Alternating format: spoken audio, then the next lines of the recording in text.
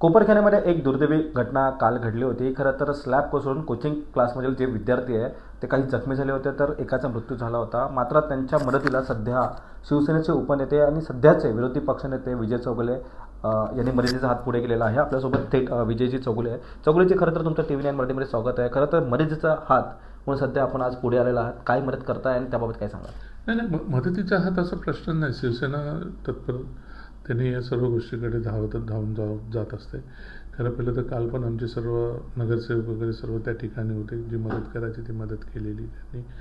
आणि काल आम्ही सर्व कल्पना आमचे पक्षाचे मुख्य नेते एकनाथजी शिंदेसाहेब उपमुख्यमंत्री यांना सुद्धा दिलेली आहे. आणि नवी मुंबई शिवसेनेच्या वतीनं आम्ही शिंदेसाहेबांना सर्व गोष्टीची कल्पना देऊन आम्ही नवी मुंबईच्या शिवसेनेच्या वतीनं आम्ही 5 लाखाचे निधी मनीष मसे या ज्याचा खरंच दुर्दैवी अंत झाला आहे त्याला आम्ही मदत करतो आहे. आणि आमचं एवढे नगरपालिकेतले लोक फक्त महापौर आल्या बघून गेल्या, आयुक्त आल्या बघून गेल्या, उद्या त्यांनी ह्या गोष्टी पण करायला पाहिजे होत्या की जेणेकरून जे आज हॉस्पिटलला पेशंट ॲडमिट आहेत त्याच्या पालकांना दिलासा द्यायला पाहिजे. तर आता आम्ही जाऊन येऊन आम्ही जेवढे पेशंट आहेत MJमध्ये आहे, लायन्समध्ये आहे आणि कोपरखैन्याच्या साईदीप जुनं हॉस्पिटल त्या हॉस्पिटलमध्ये 2 पेशंट ॲडमिट आहेत त्यांना मी पाहून आलो आहे. आणि आम्ही शिवसेनेच्या वतीने ह्या पेशंट जे काही ॲडमिट आहेत त्यांचा सर्व खर्च आम्ही शिवसेना उचलणार आहोत. चौगुलेजी, खरं तर काल एक दुर्दैवी घटना घडलेली आहे. एक दुर्दैवी बाब म्हणजे खरं चक्क जे जखमी जे विद्यार्थी त्यांना बेड देखील मिळत नव्हते फोर्टिसमध्ये. आणि फोर्टिसचे हॉस्पिटल आहेत आणि काही नवी मुंबईचे काही हॉस्पिटल आहेत ते त्यांना बोलत होते की तुम्ही मुंबईतील सारण्या रुग्णालयात जावा. बघा, आंधळ दळताने कुत्रपीठ खातं अशी परिस्थिती आमच्या नवी मुंबई महानगरपालिकेची आहे. नेते लोक मोठे मोठे वल्गना करतात. ज्या ठिकाणी निवडून आल्यानंतर आम्ही जनतेला हे देऊन निवडून आल्यानंतर जनतेला ते देऊ, ह्या गोष्टी या नवी मुंबईतले नेते मोठे मोठे वल्गना करतात. आता ह्या गोष्टीकडे त्यांनी वाकून पाहायला पाहिजे.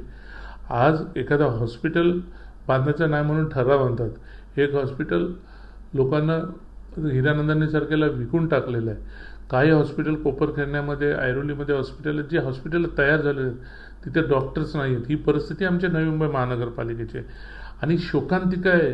ह्या गोष्टीचा आम्ही निषेध करतो की ज्या नवी मुंबईच्या हॉस्पिटलमध्ये आज त्या फोर्टिससारख्या हॉस्पिटलमध्ये आमच्या जी काय आज अपघातामध्ये जे काय जखमी झालेले त्यांना ॲडमिट करू शकले नाही आहे आणि सायनला पाठवा म्हणून ही बोलण्याची दुर्दैवी परिस्थिती आज आमच्या नवी मुंबई महानगरपालिकेतील नागरिकांवर येते. नाही, याच्यासारखं दुर्दैव काय आहे?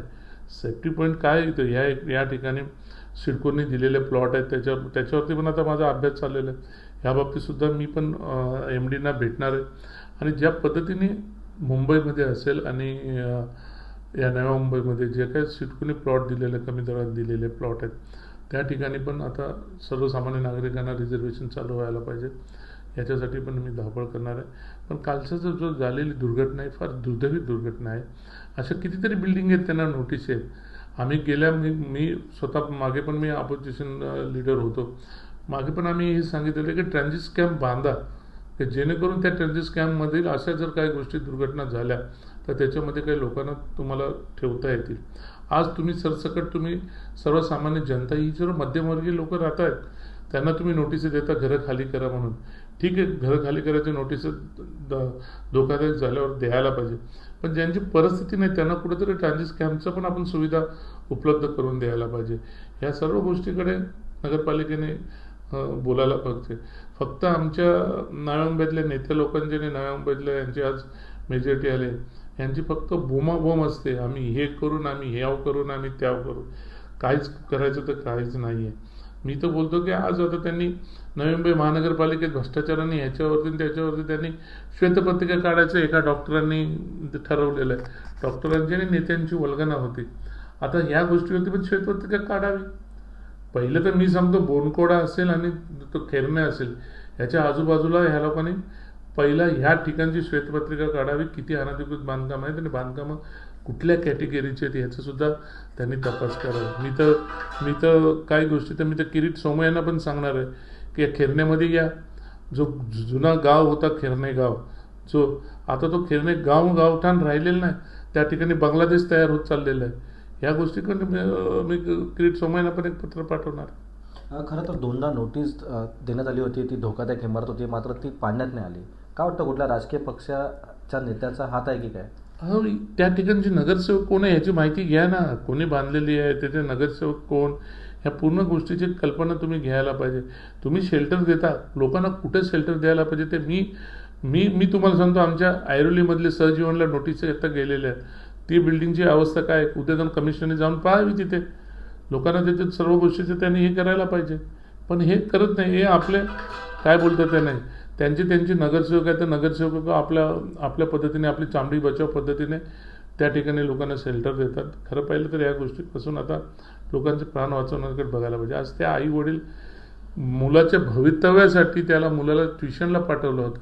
आज त्याच ठिकाणी एखाद्या मुलाचा अंत होतं. त्या आईवडिलांचं मन काय बोलत असेल, याला जबाबदार कोण? याला पूर्णपणे जबाबदार आमची नवी मुंबई महानगरपालिका आहे.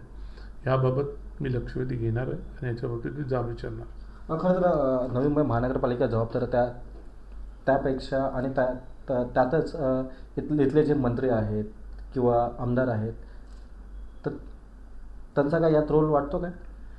आमदारांनी याच्याकडे पाहायलाच पाहिजे. आमदारांनी वोट बँकसाठी अनधिकृतपणे बढाव हे प्रकार त्यांनी चालू केलेले आहेत. आज त्या आमदारांनी, ते मंत्री आहेत, ह्या ठिकाणी यांच्या हातात बोलतात. आमच्यामध्ये 30-30 वर्ष झाली, आमच्याकडे सत्ता आहे बोलतात. मग या आमदारांनी झाकून बघायला पाहिजे, या सत्तेमध्ये तुम्ही काय केलं. अनधिकृतचा मोठा डोंगरच उभा केलेला आहे, कुठे लोकांना दिलासा दिलेला नाही आहे. आणि या गोष्टीची त्यांनी श्वेतपत्रिका काढावी. मी तर शासनाला, मी नगरविकास खात्याला मी पत्र देणार आहे. एखादी SIT करून या ठिकाणी पहिला बोनकडा खेरण्याचा सर्वे करा, की किती अनधिकृतपणे बांधकाम झाले. मग नव्या मुंबईचा सर्वे करा. हे पण सुद्धा मी या ठिकाणी सांगणार. नक्की, धन्यवाद. खरं तर आपल्यासोबत हे होते विरोधी पक्षनेते विजय चोगले यांचं असं म्हणणं आहे की जी झालेली घटना आहे ती दुर्दैवी आहे. आम्हीच्या परीने आम्ही मदतीचा हात देखील त्यांना देण्याचं आश्वासन आम्ही देत आहोत. मात्र याला जबाबदार कोण, तर नवी मुंबई महानगरपालिका असेल किंवा इथले स्थानिक जे नेते आहेत ते जबाबदार आहे, अशी त्यांनी प्रतिक्रिया व्यक्त केलेली आहे. व्हिडिओ जर्नलिस्ट राजेंद्रसह मी रवी खरात, TV9 मराठी, स्थानपाडा, नवी मुंबई.